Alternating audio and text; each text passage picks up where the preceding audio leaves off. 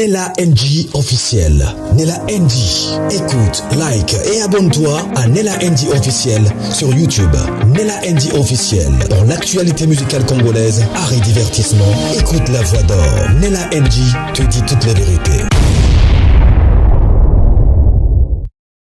Acteur Omar Ikabongo, traité d'hypocrite, de gigolo, de prétentieux, d'orgueilleux, tous ces mots-là, tous ces mauvais mots-là, tous ces mauvais noms-là, on l'a collé dessus car après où t'es pour ça l'émission moi buena ado yue l'émission on a bêti moi ba secret ya vie na ye moi makambo batu ba yoka nante o batikala ko yoka no po na yete abimi sur ça le quoi moi confession mo ba sala qui malheureusement confession wana selon yi amona ki asala malamu mais na mato ya bato ekoya ki epesi ba qualification wana avant la bande émission na ngai na hotel la bino non ba commentaire ya bato baza mécontent nango na bato mususu balobi que bakobima basi apoto balobi que bakobima alors na émission les aki le quoi na 3 volets vola liboso abetaki carrière na e abandaki wapi akendaki wapi abandaki pas présent ça souci après batika na pendant poudre de chasse ndenga koko tanzonzing et tout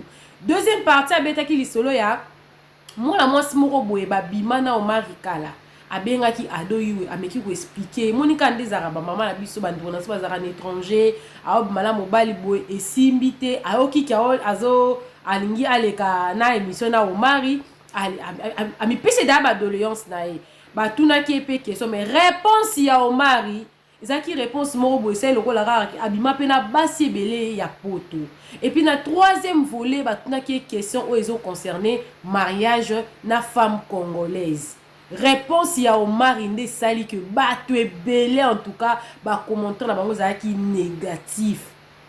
Na émission ana tonton Omar azu ba commentaire beaucoup plus négatif que positif et puis ça na bato mususu ba promettre que dans les jours à venir ba koya ko exposer vie cachée ya Omar Ikabongo. Alors parmi ba commentaire wana na retenaki quelques-uns avant la telabino deuxième la troisième partie parce que to se concerne qui vraiment était sur sa carrière parce que ba tout peut belé o ba commentaire qui beaucoup plus na partie où ezaki ko concerner kaka vie privée kaka ya Omar. C'est comme si Batou balinga Batou ba c'est comme si Batou s'intéressait beaucoup plus na ba vie privée qui ba vie artistique. Mais ça peut donc qui peut condamner Omar était Aza acteur à l'équipe émission ba tout nier question sur sa vie privée et puis il a répondu. Alors je vais mettre mon grain de sel à la fin. Pour les moments, je vais me contenter d'abord en tant que les commentaires ou qui tellement dessus. N'habitez pas une déception sur base de quoi. S'attendait qui n'a à répondre nini.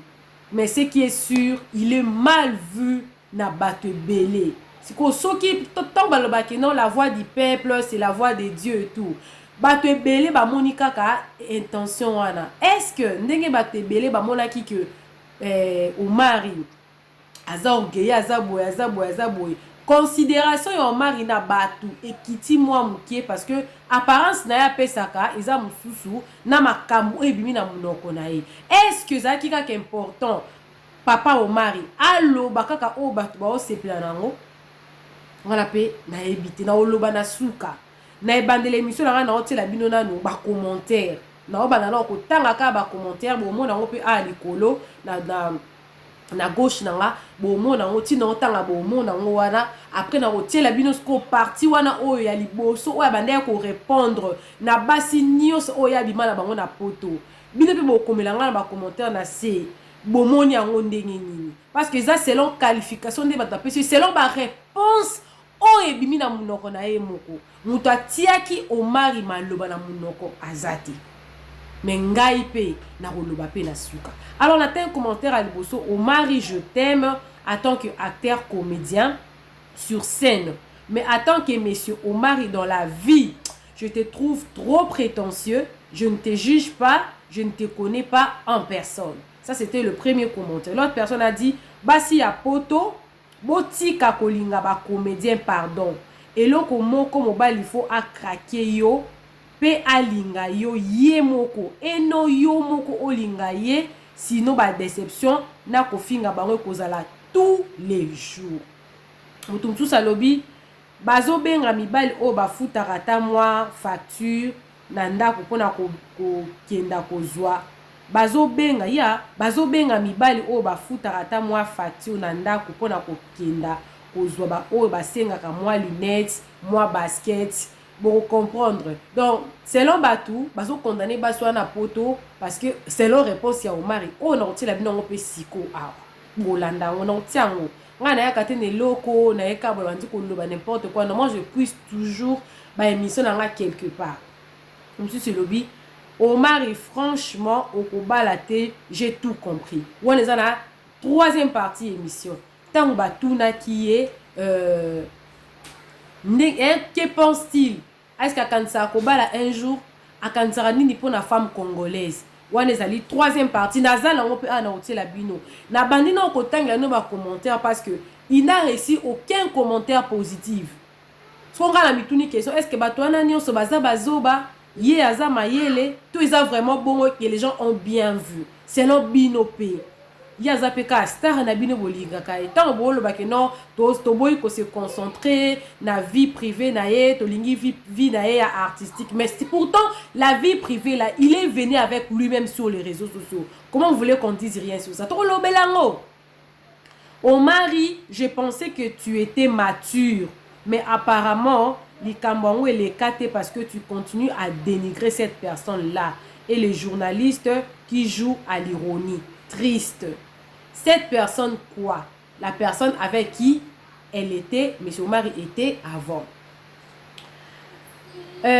Moutoumsous Kouta défendre na sa commentaire on a lobby. Le problème est ça, Luka oyeba pourquoi ba comme na niveau oyo po basi ya poto soki azo sunga mobali a komisara mibali loko la ba esclave na bango. Là aussi c'est un autre cas parce que les gens apparemment ont été vraiment très déçus. Ba qualifier Omari na ndenge so monde qui ba qualifier par rapport à partout na ngala rotiango parce que émission les émissions à plus d'une heure. Peut-être bolandi en pété, peut-être bolandi en PK na la NG officielle. Na continuer au mutumuskuta lobby au moins tu es sincère donc à prendre ou à laisser. Le femelle qui court après ces genres donc vous êtes prévenus. Il craint toutefois. Voilà. Omari, c'est triste. Waneza réponse aux ana courage aux sakana bana batu oyebi okobala mutute ozolia mbongo na ye ozozwa biloko na ye oza sincérité parce que à partir kaya maloba Omari oh nazotia kala mingi te tolanda ngo biso nyonso nazotia ngo kala mingi te nazo un bel homme mais ça se voit qu'il est moins sérieux mutubiso abi moins sérieux makasi depuis na bandaki commentaire positif sur Omari Zate. Je suis du même avis que vous. J'ai eu à les rencontrer quand j'étais à Kin. C'est vraiment vrai. J'ai senti ça aussi. Je pensais être la seule. Donc, il passe que Omari, maman aventurier, un bon escroc. Omari, tu es un bon acteur. Je t'apprécie beaucoup. Na vie amoureuse, tia sérieux, osa comportement, yaba gigolo. Ce n'est pas bien. HP Zokende, tika distraction. Nazo tie la bino ngo bozaka boza na moi passer na tiko na si sotanga autant no tiango na monotima ba commentaire anoya opesa grain de sel na suka après ne to kopanzana. Mususa lobi à entendre parler tonton O. J'ai l'impression qu'il aime bien se faire entretenir par sa partenaire. Ça va toujours dans son sens. Un peu l'égocentrisme aussi. En dehors de ça, c'est un bon artiste. J'aime beaucoup son jeu d'acteur dans le théâtre. Bonne continuation, tonton O de nous. Donc, selon moi, il aurait fallu qu'il s'arrête seulement dans sa vie professionnelle. En venant avec sa vie privée sur les réseaux sociaux, ça l'a vraiment exposé en fait. Ça l'a exposé ma case. Juste un conseil pour na Omari. Bassage Baloba, si tu vas à la conquête d'une femme qui va te rendre heureux, vice versa, tu as déjà échoué. Il faut par contre chercher une femme que tu vas toi rendre heureuse, vice versa. On ne se marie pas pour être heureux, mais pour rendre heureux. Secret à trouver moi si malamu ezaki yomoko bandana no kozala mobali malam. C'était juste un conseil d'amis. Et puis le conseil là a été appuyé par un autre commentaire qui a dit c'est vrai, au lobby très bien, il faudrait aloba yenda za prêter à rendre moi si heureuse. C'est clair, au lieu de chercher une femme avec un cœur artificiel. Un cœur artificiel, ça veut justement dire que non, la femme doit tout supporter, la femme doit être, la femme doit, donc en fait, la vie de Omar devrait être représentée par sa femme, parce que Omar, dans ses dires, je veux mettre ça tout à l'heure là, gardez votre patience justement un peu. Omar, il a une grande famille, selon lui, il aimerait avoir une femme qui a un grand cœur, de toutes les qualités. On a 50-70% à bonne qualité, moi c'est mon donc idéal, parce que lui il a une grande famille, il a une famille qui l'aide, il ne veut pas une femme qui va le séparer de ses soeurs, patati patata. Alors je vais vous mettre la première partie où il a commencé à parler de sa vie privée. La vie privée là qui a vraiment amené beaucoup de personnes à commenter ce qu'ils ont commenté là. C'est-à-dire que ce qu'ils ont qui sur 100% va commentaire, 15, donc si 100%, tout ça dira 70% c'était des commentaires positifs qui ne se ressemblaient pas. On allait dire peut-être que toutes ces personnes-là sont, n'ont pas bien suivi. Mais tous les commentaires se succèdent, ils parlent de la même chose. Toutes ces personnes-là, sont-ils des bonnes ou des mauvaises personnes? Ils ont-ils pas bien? Bah, moni bien té. To izaka que, ils ont approche car ya tonton Omar Yemoko. Na ebité. Bolanda ye, c'est l'obilonde temps bolanda ye. Nde boyo ye sanga na ba commentaire na bino, ceux qui bino pe omoni yango ndenge nini. Na tia yango comme ça to landa yango ensemble. Wana tango abandi ko tuna ye, to landi. Il fallait commencer à mentir. Il fallait en avoir plusieurs, 2, 3, pour qu'on s'allait l'eau, pour qu'on s'y retrouve encore plus. Et les autres ont même avoué que ma prise à ma cœur, il y a un moment où M. Bélé dans la diaspora. Est-ce que c'était le cas pour Omar? Ah là là, mais il va parler, va vivre là, tout le c'est quoi le banni. C'est ça, on peut dire. Non, web ça en vérité, moi, mais c'est l'ambassadeur. Mon art, ils ont la réalité là. Ils ont rapport à ma maman pour tout. Même la Kim Awa, la bonne c'est la pays de même la Kim Awa, la domaine mignon sur la vie. Ils ont bateau, ils sont sensibles à les maman, les femmes. Ils sont vraiment sensibles à les sur ma papa. Vous comprenez? Oui, je suis dans le but que tout ça, la relation dans le bassin pour tout les allocuta. Ce bassouna, c'est peut-être pour la volume, tout ça là. Oh, on a yo. Mais obi bat nego balika kia baloba ki. C'est comme azuluma. Kasi na pesi tezwana. Na récupérer bateau baloba ki. Na éviter bonso baloba ni. Tenga ngiyo. Oui. Na kana ngai ezabu. Ce bat nego na biso ya basi basunganga. Neti ba bazali banda, c'est pas tous en relation. Na bolingo tozaki na ngwana, de bandoti na emo. Azana besoin mona mobile là se présenter autrement. Il va y faire. Elle va pas hésiter à soutenir moto à Zanaï. Parce que baby réalité à Kim, pas ma congolaise, ma vivant à Kim, baby la réalité à Kim. Et ça va opérer à Kim, n'agi ba mon baby comment les artistes va fonctionner à Kim. Tant on a pour toi tel ce qui dans un besoin d'environnement, dans un besoin mari à la ta lunette mon robot. Mais il y a ça la montée, il y a qu'on a la possibilité à sommet de là. Mais il y a pour le coup ça cause en avant 10, 15 au j'ai bon on est parce que bien bah nous on ça basse va vite en solo. Parce que celui dans ville moi on a 3 4. Il va un jour sauter. Parce que ceux qui fait tout nos 5 ça va et belé pour tout vivre. Belé sur les logos de réputation mal ils ont la prototé. Mais logos sangoma ina ninga mabe. Mais oui, la connaîtra la relation avec les photos. Tu vivre bailanga pour attendre pour bolingo pezanaki. Mais maintenant c'est un cacaté il faut la cause à ce Mais dans sur la parce que si nous avons bolingo na moi sinanga dans la besoin loko boy ceux qui ont la possibilité aux ont été dans bombe là était parce qu'il y a la possibilité phrase il y a une dame à Londres qui m'avait appelé qui m'a dit Ado, mon regret que pendant que je me donnais à fond dans une relation avec mon mari, que je l'aimais, mais c'était le contraire pour lui. C'est pas au Yozol que Bolingo Ezalaki. Comment il est là? Simbité. Comment il est? Non, peut-être aujourd'hui, aux moi c'est à Londres. Bon, non, moi c'est à Londres. Voilà, c'est que vous avez voilà, non, c'est que peut-être Moutou. Comme il est passé à Moutou. Le problème, on est qu'il y a des autres pendant que Bandos est sincère. Mais Bilo Boandé, yo, Wando Mounezan, peut-être tu blagues pour la profit. C'est ça, place Monsieur l'ambassadeur, oui, s'il vous plaît. Monsieur Kabongo Mari. Oui, ça a été que la relation se connaîtra avant Bala. Et ben nous avons beaucoup combattu na libala. Je ne pense pas que tant que ligne à l'année ça va être moins des abris. Nous avons tout ça à inana peut to kabwani. Non. Tant que nous coup d'un sou pendant souffrir pour une petite temps. Un sou talon puis pendant vidéo pour une petite temps. Et puis tant que ligne au découvrir mouton ninga zalaga. On comprend pas comportement, on comprend pas réalité belé et c'est mis dans le pays. Ya makambo.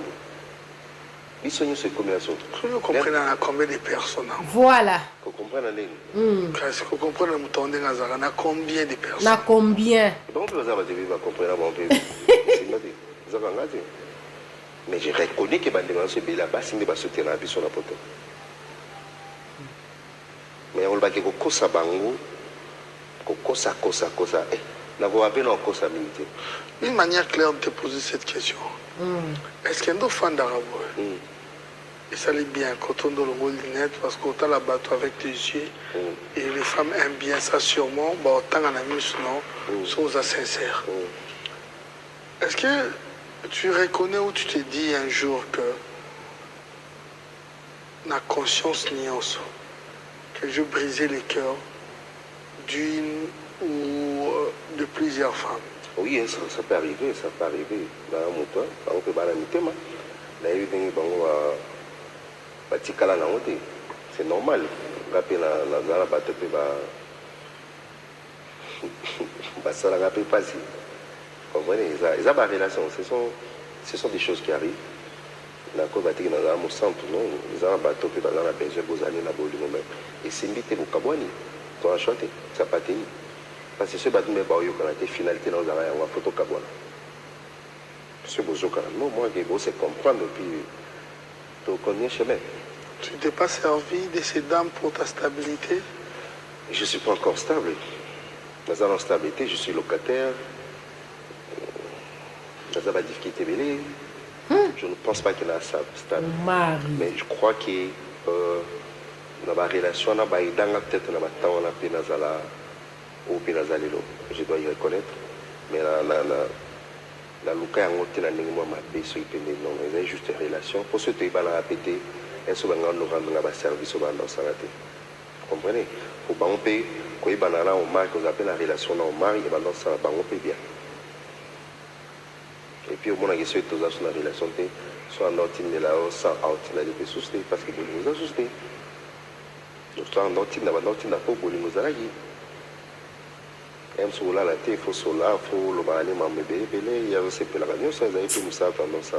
À table, mon anité, mais ailleurs que tu as et ça allait bien. Voilà. Et puis, le matin, à qui boit Tali, bon, à la dernière qui l'a bleu, mon besoin de venir Tali, au son azul, là, mon mari, ça allait bien. C'est pas tiner, mais ça allait bien. Voilà. C'est le barreau, là, dans les locaux, et ça va en ligne. C'est le docteur, non? C'est pareil. C'est le barreau, là, dans les locaux. Je ne sais pas, ça dépend. En fait, dans le sabon qui est base à la forte, c'est la vie. Et tant la maïté. Et des steps permettent d'être tous ensemble. Parce que même qui va basser le topo. Je sais que ceux qui allaient là, c'est à X années de l'eau, c'est qu'ils ont quitté quoi. Les allaient là, bon. Tout ce qui a l'entrée, le sacrilège non non c'est la vie de connaître la relation belé horminga et si m'a pété mais de continuer avec son vie.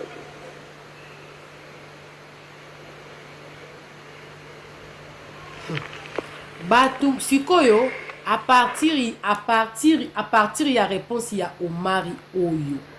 À partir à réponse au mari oyo. À partir il y a réponse au mari oyo. Ndé batou ko ba komi ko commenter na se. Ndé ba place qui moins sérieux il y a au mari ebimi. Est-ce que pour toi ça la stable? Il faut ça kana lupango. Do batou nyonso o babala wana na Kinshasa soko zo foute la c'est koza non stabilité. Stabilité est synonyme ya osomba lupango. Stabilité ya mutu na vie. Ya synonyme ya osomba lupango. Ce que vous comprendre ba commentaire ezaki liboso na uti kotangela bino que ba komba bité lobaka ke ozana yo prêter nanu ya obala lobaka ke misu ba lobi aza gigolo misu ba lobi aza prétentieux misu ba lobi ke ils aiment bien se faire entretenir par des femmes, c'est-à-dire que a solana yo yene ngazana ako kabelote ya ko kabelote donc yaza produit quoi yaza produit hein yaza produit yonde mutu faut entretenir ye yonde faut pesa ye yonde faut kabela ye aide ya tant que mobali ya ko pesa te po c'est-à-dire na ko loba ndeni po yo mwasi ndo mutu za na poto ya za na Kinshasa mbongo eko uta Kinshasa te po eya Congo eya poto donc mbongo e faut uta nde poto po eya nde Kinshasa mbongo eko uta Congo po ke poto te fonde ya poto nde ya Kinshasa donc ngelo ba ke soki Omar alingi yo basi boye balelo soki Omar alingi yo yondo ko pesa ye yango na ba commentaire liboso o na ndi ko tangela bino ke batebele ba comprendre dans le sens wana ke aza gigolo, il aime bien se faire entretenir par le femme alors que tout yebi ke mobali nde mutu azora soin ya mwasi. Alors non tela bino deuxième partie na partie o batuna ki e akansaka nini na libala, est-ce que akobalaka un jour akanisa nini na femme congolaise wana pe susu epesa ki su batu kanda donc na ebité to conseillera ba comédien na biso ba yaka beaucoup plus na vie na bango professionnel parce que vie privée ndenge bimi boye et ça lipe mabe motanga moto na landiango na qui passe mais ça vie ba tu faut bazwa maye na histoire eza nde basi eza mibali te eza basi nde faut bazwa maye na histoire o non c'est la binosco parti o ba tuna ki e soki akobalaka un jour to azo raisonner ni na femme congolaise yana luka parti yango batia Ça représente beaucoup. Le mariage représente quoi pour toi? voilà Ça représente beaucoup. Le mariage, ça représente beaucoup. Vous savez, dans un célibataire, vous avez limité la maman belle. Mais je veux vous dire une chose, moi je suis orphelin de père et de mère. Et j'ai une très grande famille. C'est tout le monde ne voit pas si c'est belé. Alors, j'ai ma façon de voir les choses pour le mariage. C'est-à-dire, je ne veux pas me marier parce qu'il y a un ambassadeur à dos à Bala, parce qu'il y a un salaire mariage, il faut payer un salaire mariage. Non. Je crois que tant Bala, c'est pour la vie.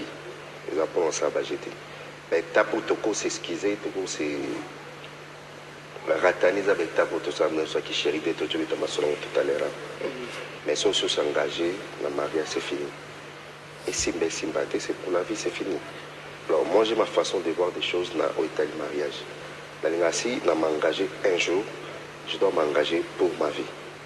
C'est-à-dire, bibé babi bongande tolbaba, naza déjà na kati. Mais là, nana kutana cette femme-là a un grand cœur. Il y a aussi porté la réalité de tout dans le monde d'Abiso. Parce que la facilité, on vit vraiment un salaire, il y a facilité. Parce que ce qui est parce qu'il faut la balle,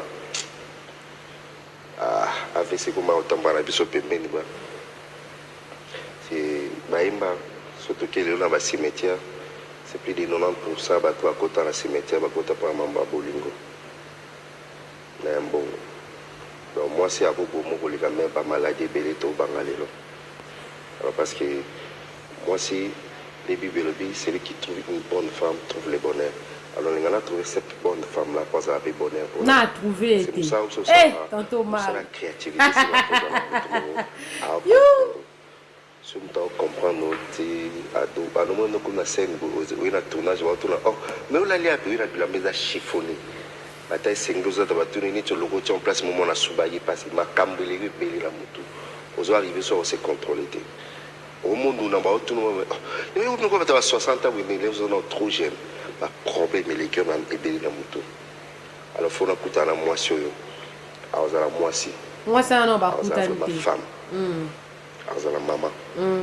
Qui est ce bar à baleki a passé dans un moment belé. Ce bar va vite au remplacer maman. C'est vrai que tu as été à 70% bien, mais à cause de ta 50% côté positif, ça va quand même. Et puis tu as besoin parfait aux la terre, même on a pas beaucoup de papier, mais tu vas se comprendre, tu vas se comprendre et puis voilà. À ce moment-là, je vais me décider pour me marier. Elle représente la femme dans ta vie. Elle représente beaucoup. C'est une mère. Et cette femme-là, je ne sais pas comment la décrire, mais elle représente beaucoup. Tu es sûr que tu respectes la femme congolaise?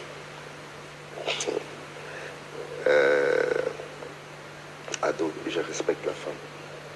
Maman m'a mis 9 mois les bons.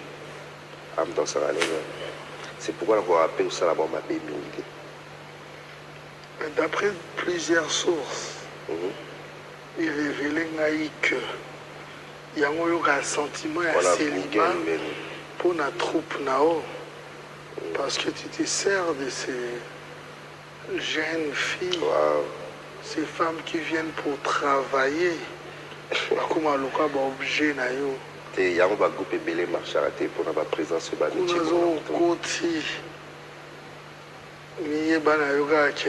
C'est faux et archi faux. En fait, la mouna moi pratique en a trop et pas né na biso. Beaucoup de temps ils allaient ils ont bloqué cicaté ils allaient na haut et puis to sabatité. Il place où des sexes alliés, ils ont toujours un tamon pour moi attirant ces gars-là. Même dans le domaine de la vie, même là sur le plan politique, même dans l'église, dans des hôpitaux, ça se passe, même dans le monde, dans les médias. Au moins, ils sont beaucoup dans la trop, dans la moisson, sont dans la qualité où un jour, il a au moins se passer. Mais ils sont comme ici pour se servir dans le monde pour la musala ou les commandes. Ça peut arriver, toi, toi, la main dans ma kila. Yeah, pour toi, ça arrive. Comme là, on a un groupe, non? Tu as un groupe dans l'IT. Jusque-là, non. Parce qu'il y a d'abord un groupe sur la rangate. Sur la secrétaire. La secrétaire a un rapport qui est intellectuel. Peut-être là, c'est vendre là. Alors là, c'est un musique là où on a eu au quota. Sur la monique, a rempli les critères où on a sur le plan physique, même sur la BC, où on a été. Ce sont leurs chefs très souvent si tu as un tournage et puis voilà. Tout à l'heure, là, on a une émission dans tes répétitions. Dans un an, on a dit que on va quelque part. On a dit quelque part. L'un de mes partenaires, Blaise ici, ça m'a belé pété. Avant d'ici, on a dit Omar, on a théâtre. On joue rôle. On joue rôle. Ah, ce qu'on a là au marino sur la. Voilà. T'es à Goutou Kabongo. On sera venu en avril au mari. On sera un personnage. Ma fille, on a un nion sur un groupe. C'est que les gens disent, c'est faux. Faux. C'est faux. Yebasi à poto kaka. Il y a qui ça au peseni. Poto. Attends que nous mon corps. Ouais, ça en laisse, ça en laisse. Mais les paiements. Et c'est payé ça. Ouais, ça surtout qu'il a mis un billet, on est très à l'aise. Nge sanga pasi. Et ça, il y a un sentiment là, presque ça, il y a un sentiment. Et bon, c'est pour le cas passer là, la problème où il y a. Est-ce que tes acteurs, actrices, va se retrouver à payer? Bon, Non, pour le wana moment, Comment?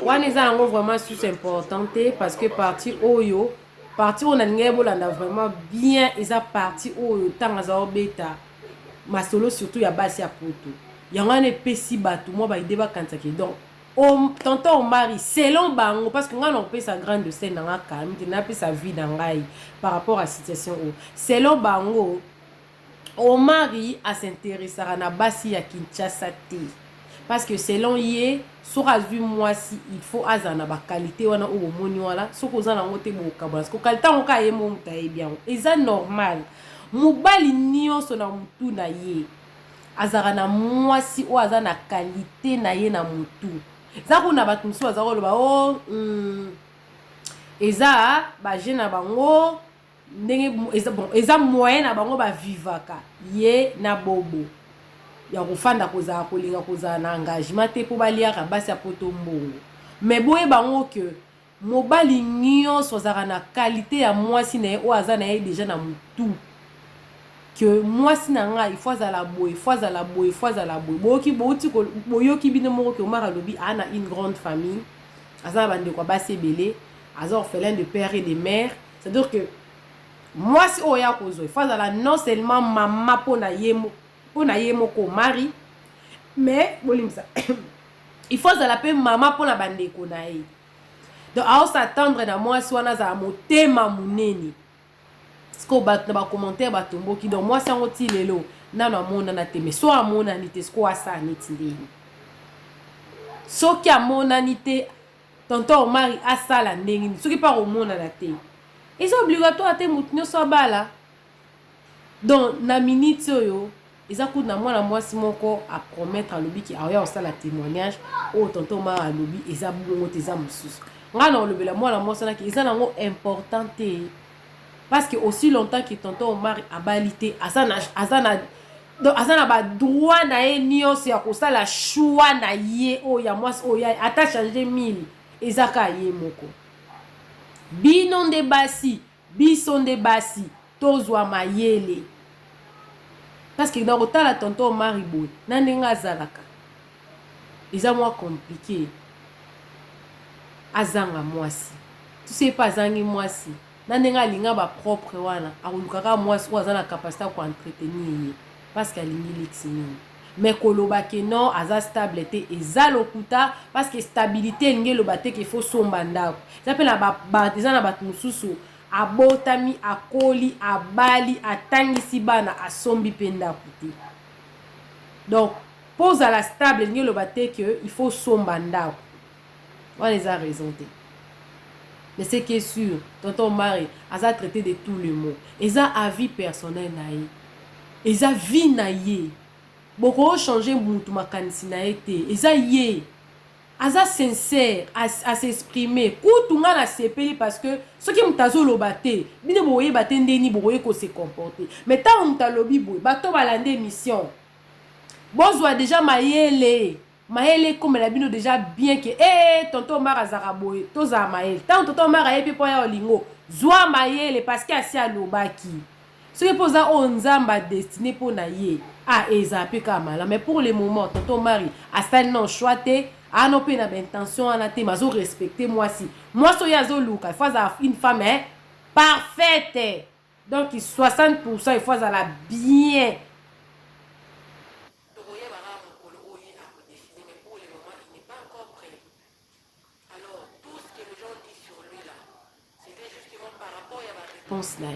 Est-ce que Batouana baza na raison? Quelque part ils ont raison. Parce que basi ya poto so azana mobali na Congo ba wil sa kotinda. Na tinda boy ba comme ça mibali ata azana o mara zangi mbongo te ata azana ngo olingaka mwasi atinda. Okaba pe za mabete mais okabela neti nani? Mobalo boza na ye na projet te. Est-ce que basi onyo so tonton mara lekana bango atikala ko kometa ta moko libala te? Point d'interrogation vraiment. Et ça passe si la relation ou mais ngai prochainement dans préféré ba comédien na biso. So qui besoin koleka na réseaux sociaux bo le bela biso ba vie na bino privé té. Parce que ba vie privée na bino, ils a ba benga ngo vie privée. Ce qui peut-être au Bali donc ouais que non moi au mari par exemple so ça c'est peut-être je suis célibataire non na balité. Ou ce qui wana mais ko beta ndenga beti bo et que vraiment la bénéfice na été. Parce que et pesi ba tout moi idée comment est-ce que vous allez parce que ba tout ça va commenter wana baza bazo baté. Ce qui au bala oye kaka non ngai mutu tel laza marié mais pas père de tel de combien de 3 enfants, 2 enfants, de 1 enfant et tout. Tu te limites là, tu parles beaucoup plus de ta carrière dont tes fans ont besoin. Quand tu as la vie privée, ils ont ça la complication makasi et yo tsa batna baloyenge belé. Je pense que tu sais comprendre d'où vient ma cambonio. C'était justement par rapport à ma propre dur na emoko nde meme lié qualification wana. Nde meme lié nyoso wana. Quelque part, ils ont dénigrant, ils ont salissant, mais quelque part aussi, il y a un monde qui s'exposer. On a un monde qui va s'exposer. Tata, ate loka le beza ma bête, mais mon âme na compréhension na e, n'enga au monde na makambo. Courage tantôt au mari, aux aki na o sincère, au moins aux ana o lukutate, basinde bazoma yele, aux ana o prêt au balate, au ko balate possible sa mokili. Parce que Moïse mbi yewana bana na été. Moi c'est pesa mokili donc il est lopé to ozela kaka kuba la pesa pas obligatoire te botika pe ko tela ba pression ka babala za pe ka te so bandir relation na mutuka il faut ka bala yo. Je pense que na lobby belé. Coucou à tous les nés la chou, les nés la cœur, les nés la love et bienvenue à tous mes nouveaux abonnés, c'est-à-dire que tu es nouveau sur ma chaîne, n'hésite pas de t'abonner, clique la cloche notification, aimez la vidéo, commentez et surtout partagez la vidéo pour ne rien manquer prochainement. Quand je vais lancer la nouvelle vidéo. Quant à vous, les nés la chou, je vous aime beaucoup. Je vous porte dans mon cœur. En tout cas, continuez de vous abonner, de me soutenir. Surtout dans ces moments vraiment où je suis en train de traverser des turbulences. Continuez à me soutenir. Merci à ceux-là qui me soutiennent déjà. Merci à ceux-là qui soutiennent ma chaîne. Que Dieu vous bénisse. Bisous, bisous. Bye. Nella NG officiel. Nella NG. Écoute, like et abonne-toi à Nella NG officiel sur YouTube. Nella NG officiel. Pour l'actualité musicale congolaise, art et divertissement, écoute la voix d'or. Nella NG te dit toutes les vérités.